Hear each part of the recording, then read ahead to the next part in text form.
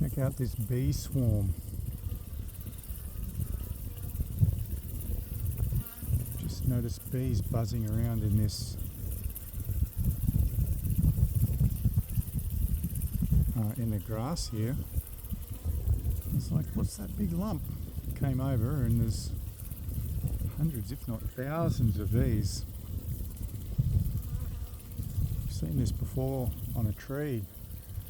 No, it was a power pole actually, in the paddock, but yeah, this is pretty cool. I think, and tell me if I'm wrong, I believe this happens when the queen bee, an extra queen bee in the colony, leaves the colony and goes and creates her own colony. Let me know if I'm right.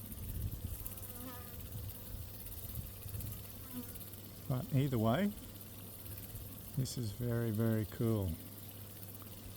I'm just staying back a little bit because they're kind of all flying around my head as well. Don't really want to get stung. But there you go, bee swarm.